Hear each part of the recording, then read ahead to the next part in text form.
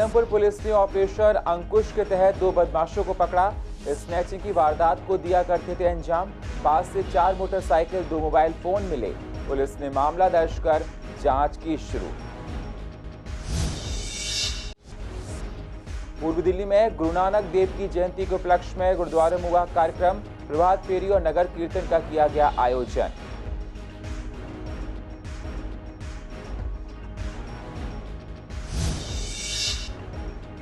BJP ने तैयार की चुनाव की रणनीतियां, लोगों की ली जा रही है राय। नेताओं ने कहा इस बार फिर नगर निगम में बीजेपी जीतेगी।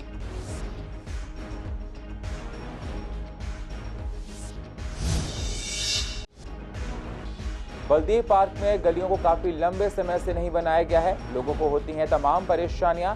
शिकायत के बाद भी प्रशासन नहीं देता कोई ध्यान।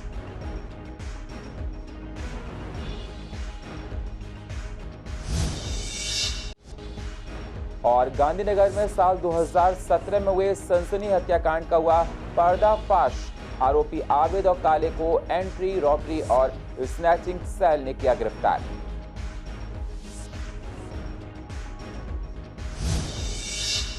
नमस्कार, स्वागत है आप सभी का सीसीएन में। मैं हूं आपके साथ सुनील चौहान और आप देख रहे हैं पूर्वी दिल्ली खास। अब होते हैं रूबरू पूर्व दिल्ली की अहम खबरों के साथ। उत्तर पूर्व दिल्ली पुलिस ने ऑपरेशन अंकुश के तहत 2 बदमाशों को पकड़ा है जो स्नैचिंग की वारदात को अंजाम दिया करते थे। आरोपी के पास से 4 मोटरसाइकिल, 2 मोबाइल फोन बरामद हुए हैं। पुलिस ने गश्त के दौरान दोनों आरोपी को धर दबोचा है। आपको बता दें, सीलमपुर जीटी रोड पर जब पुलिस गश्त कर रही थी तब एक स्कूटी पर एक व्यक्ति आया। पुलिस को देखते ही गलत दिशा की और स्कूटी भागने लगा।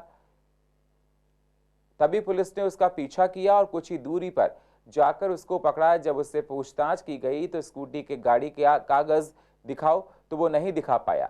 और पुलिस ने जब अपना डेटा सर्च किया तो पता चला कि शास्त्री पार्क से चोरी हुई थी स्कूटी। फिलहाल पुलिस ने दोनों आरोपियों को गिरफ्तार कर सलाखों के पीछे डाल दिया है।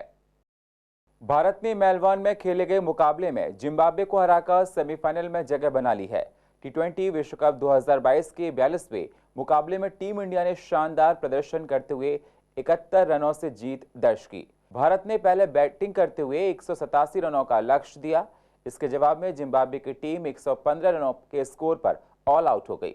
भारत के लिए सूर्य कुमार यादव ने यादगार पारी खेली, जबकि रविचंद्रन अश्विन और मोहम्मद शमी ने गेंदबाजी में कमाल दिखाया। शमी और हार्दिक पांड्या ने 2-2 विकेट लिए। टीम इंडिया के लिए लक्ष्य का पीछा करने उतरी जिम्बाब्वे की टीम 17 ओवर 2 बॉलों में 115 रनों के स्कोर पर ऑल आउट हो गई। जिम्बाब्वे के लिए सबसे 35 रन रेयान बर्ल ने बनाए। उन्होंने 22 गेंदों का सामना करते हुए 5 चौके और 1 छक्का लगाया। पूर्व दिल्ली के लोगों का कहना है कि भारत टी20 वर्ल्ड कप लेकर आएगी। हमारी टीम अच्छा परफॉर्म कर रही है। भारत माता के शेर विराट कोहली हो गया, यादव हो गया, जिन्होंने आज इतनी अच्छी बैटिंग करी है और आज तक ये लोग करते आए हैं। हमारी टीम इंडिया के इतने अच्छे प्लेयर्स हैं, कोहली है, यादव जी हैं, रोहित शर्मा है, इन लोगों ने इतनी बढ़िया जो बैटिंग करी है, तो हमें पक्की उम्मीद है कि ये लोग टीम इंडिया में फाइनल मैच भी ये लोग जितवा के लाएंगे। मुझे बहुत खुशी हो रही है। हमारा कहते हैं इंडिया, फिर फाइनली कहते हैं जो सारे प्लेयर्स हैं, सूर्य कुमार यादव, विराट कोहली, इन्होंने फिर अपना कहते हैं जैसे पिछले मैच में परचम लहराया तो उसी तरह लहरा रहे हैं। और ऐसी मैं होप कर रहा हूँ आगे पाकिस्तान वाले में फिर ऐसी रोमांचक मैच हो। इंडिया सेमीफाइनल में तो पहुंच गई है, पर फाइनल में पहुंचकर मैच जब इंडिया और पाकिस्तान का होगा तो और ही मजा आएगा। पूर्व दिल्ली में गुरु नानक देव की जयंती के उपलक्ष्य में गुरुद्वारे में कार्यक्रम का आयोजन किया गया। प्रकाश दिवस के उपलक्ष्य में काफी दिनों से प्रभात फेरी और नगर कीर्तन किए गए। साथ ही गुरुद्वारों में तैयारियां भी जोरों से चल रही हैं। गुरुद्वारे में खास लंगर और प्रसाद का वितरण किया जाएगा। वहीं गुरुद्वारे के सेवकों ने बताया कि अभी से ही गुरु नानक साहिब का पाठ शुरू कर दिया गया है, जो कि सोमवार तक चलेगा। साथ ही उन्होंने बताया कि कितना महत्व है इस त्योहार का। प्रकाश पर्व का इस दिन सभी लोग इस पर्व पर शामिल होते हैं और गुरु ग्रंथ साहिब के उपदेशों को अपने जीवन में उतारने का प्रयास करते हैं। गुरु नानक देव जी, जिनके प्रति भाई गुरदास जी ने कहा है, सुनी पुकार दातार प्रभ, कल तारन गुरु नानक आया। कलयुग के अवतार के लिए गुरु नानक देव जी का प्रकाश हुआ और उन्होंने अपना शांति संदेश और सभी को बर्तन का जो सा उन्होंने एक संदेश दिया कि हम सब एक ही प्रभु की संतान है, कोई अलग नहीं है।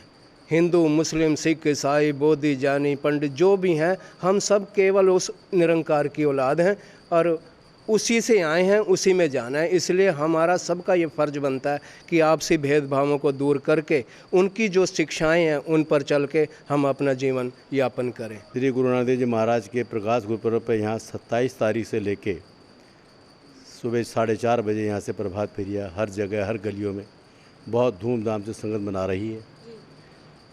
और ये गुरुपर्व हमेशा इसी तरह मनाए जाते हैं, दशों गुरु के जितने भी हमारे हैं। और इस बार भी हमारे यहाँ को कोरोना वगैरह का पिछले दफ़े मनाया गया था प्रोग्राम, उससे पहले 550 साल मनाया गया। इस बार भी हम लोग जो है 8 तारीख को यहाँ साउथ नारकली में अखंड पाठ साहब के सुबह 8:30 बजे भोग पड़ेंगे। आप जानते ही हैं कि हजारों साल पुराने किसी अंधेरे कमरे में अगर जोत जगाई जाए तो उस प्रकाश से वहाँ का जितना अंधेरा होता है वो दूर हो जाता है। तो भाई गुरदास जी का फरमान है, सतगुरु नानक प्रगटया मिट्टी तोंदे जग चानड़ हुआ। दिल्ली में नगर निगम के चुनाव के बिगुल के बाद सरगर्मियां तेज हो गई हैं।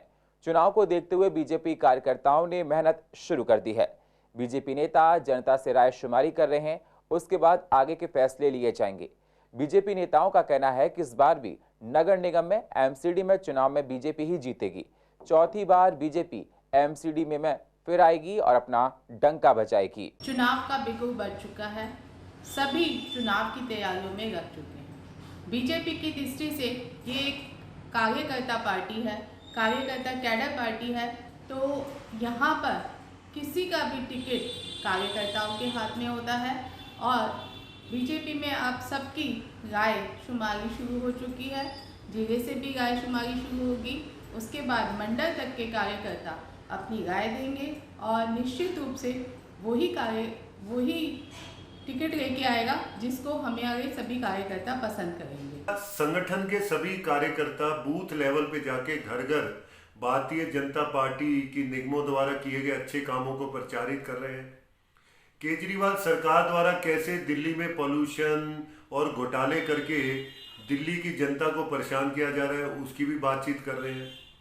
और एक बहुत ही पॉजिटिव माहौल भारतीय जनता पार्टी के पक्ष में है और जनता भी देख रही है कि कैसे केजरीवाल सरकार के फंड रोकने के बावजूद हर चीज में भारतीय जनता पार्टी शासित निगम ने प्रगति की है।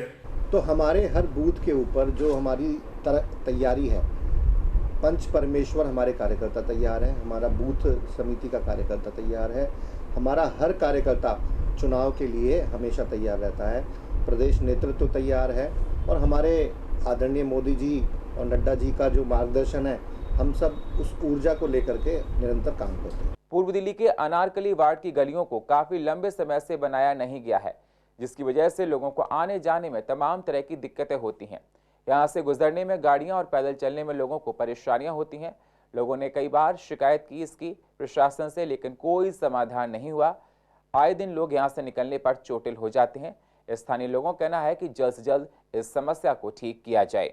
ना यहाँ पे कोई तुम्हारी सड़क बनी है, 26 साल हो गए हैं, ना ही कोई यहाँ पर आता है देखने, ना साफ सफाई भी ढंग से नहीं होती, ना कैमरे लगे, ना कोई कैमरे वैमरे लगे।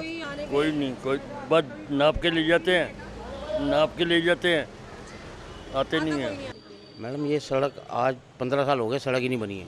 कभी नहीं बनी नहीं, 15 साल से सड़क नहीं बनी है। ये मैडम लाइन डालने के लिए खुदाई होती रहती है, लेकिन सड़क नहीं बनी कभी, सड़क बनाई नहीं कभी इन्होंने। हमारी ये सड़क का पिछले 30 साल से नहीं बनी है और आए दिन कंप्लेंट करते रहते हैं, नेताजी आश्वासन देते हैं पर कोई समाधान नहीं निकालते। सड़कें हैं, मैं कितनी बार गिर चुकी, किसी बच्चे को साथ लेके चलती हूँ, बहुत मुश्किल हो रही है हमको, बहुत ज़्यादा। बाइकें चलती हैं उनमें परेशानी, हर चीज़ में परेशानी है। कम से कम हमारी रिक्वेस्ट है ऑल ओवर की कि प्लीज़ इसको करवाएं। समुदाय भवन बलदेव पार्क के सामने वाली सड़क है और ये सड़क कम से कम साउथ नारकली बलदेव पार्क को जोड़ती है, सालों से टूटी पड़ी है। विधायक भी यहाँ पर आम आदमी पार्टी के हैं, निगम पार्षद भी यहाँ पर आम आदमी।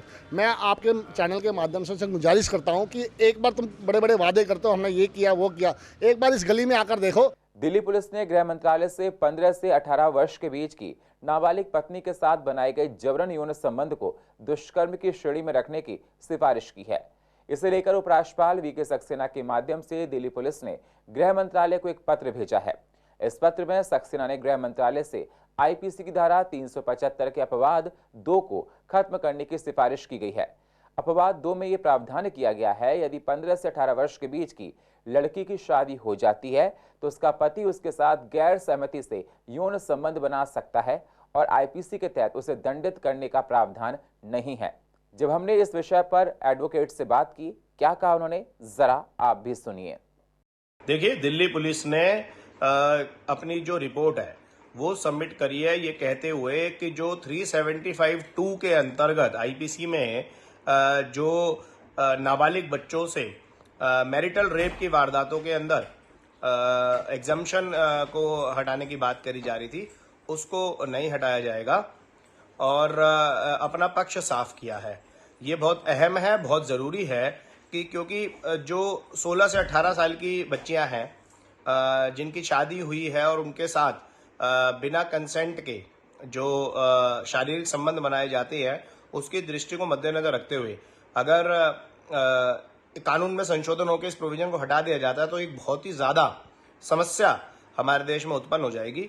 तो उसके मद्देनजर जो दिल्ली पुलिस ने रिपोर्ट सबमिट करी है वो कंसिडर करेगी कोर्ट कि ये स्क्रैप होना चाहिए कि नहीं। 18 साल से नीचे कोई भी अगर लड़की है और वो किसी के साथ में शारीरिक संबंध बनाती है तो वो कंसेंसुअल सेक्स नहीं माना जाता। तो इसलिए अगर इस तरीके की स्थिति अगर सामने आ जाएगी कि अगर उनको छूट मिल जाएगी तो मोस्ट ऑफ द केसेस में कोर्ट के सामने बहुत प्रॉब्लम आने लग पड़ेगी। जितने भी ऐसे केसेस होंगे उनमें सेटलमेंट लोग कर और क्वेश्चन के लिए जाएंगे, कहेंगे कि हमारी शादी हो गई है या हमारी शादी होने वाली है या शादी हो रखी है, इसलिए हमारे को इस केस से बरी किया जाए या इस केस की क्वेश्चन की जाए। तो केस के आगे लाखों मुकदमे आ जाएंगे जिसमें काफ़ी प्रॉब्लम आएगी लोगों को। तो इसलिए जो सिफारिश की है मेरे हिसाब से ठीक की है। और वैसे भी जो शादी की उम्र है वो 18 से ऊपर की है, 18 से नीचे तो वैसे ही नहीं है। दिल्ली पुलिस की क्राइम ब्रांच ने गांधीनगर इलाके में वर्ष 2017 में हुए सनसनी हत्याकांड में फरार वांटेड आबिद और काले को गिरफ्तार कर लिया है। आरोपी को अदालत ने साल 2018 में भगोड़ा घोषित कर दिया था। वहीं स्पेशल सीपी रविंद्र यादव ने बताया कि आरोपी को एंट्री रॉबरी और स्नैचिंग सेल ने गिरफ्तार किया है। आरोपी आबिद गाजियाबाद में रहता है। आरोपी ने पुलिस को बताया कि उसके 2 छात्रों के साथ मिलकर विनीत जैन की हत्या करी थी। विनीत को हेडगेवार अस्पताल में भर्ती कराया गया, जहां डॉक्टर ने उसे मृत घोषित कर दिया। क्राइम ब्रांच ने तैनात हेड कांस्टेबल सुमित कुमार को आरोपी आबिद के बारे में गुप्त सूचना मिली थी। तुरंत डीसीपी रोहित मीणा की देखरेख में टीम गठित की गई और पुलिस ने आरोपी के बारे में जानकारी जुटाने के बाद उससे जानकारी ली।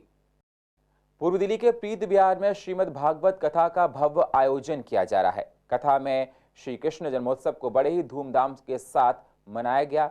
लोग कृष्ण की भक्ति में झूमते हुए नजर आए। भक्त श्री कृष्ण के जन्म में जमकर झूमे। हर दिन कथा में भक्तों की भीड़ लगातार बढ़ती जा रही है। भक्ति का पूरा रस इस कथा में बरस रहा है और श्रद्धालु अपने जीवन को कृतार्थ कर रहे हैं। श्री कृष्ण का जन्मोत्सव मनाया जा रहा है। स्वामी जी ने पहले ध्रुव के बारे में अपना उनका प्रसंग चलेगा, उसके बाद 8 बजे के आसपास जो है ना जो कृष्ण जी का प्रकट होगा आज के कथा में। और बहुत ही सुंदर हमारा आज तैयारी है और हमें उम्मीद है कि आज भक्तों की संख्या बहुत बढ़ने वाली है। आज महामंडलेश्वर श्री स्वामी नवल किशोर दास जी भी आए हुए हैं। ये अखाड़े के प्रवक्ता भी हैं संत समाज के और बहुत ही सर्वमान्य है संत समाज में जो है ना। स्वामी जी के लिए हम कोटि कोटि नमन करते हैं कि उन्होंने हमारे को बहुत मोटिवेट किया इस मामले को लेकर। भक्तों को आनंद देखने से बनता है, क्योंकि जिस हिसाब से भक्त डे बाई डे बढ़ते जा रहे हैं तो इसका मतलब आनंद का तो कोई सीमा नहीं है, भक्तों के आनंद की कोई सीमा नहीं है। और पूर्व दिल्ली की अधिक जानकारी के लिए आप YouTube पर जाकर CCN लाइव को सब्सक्राइब करें और फ्रेश अपडेट लेते रहें। और फिलहाल पूर्व दिल्ली खास में इतना ही। बाकी खबरों के लिए आप बने रहिए CCN के साथ। तब तक के लिए नमस्कार।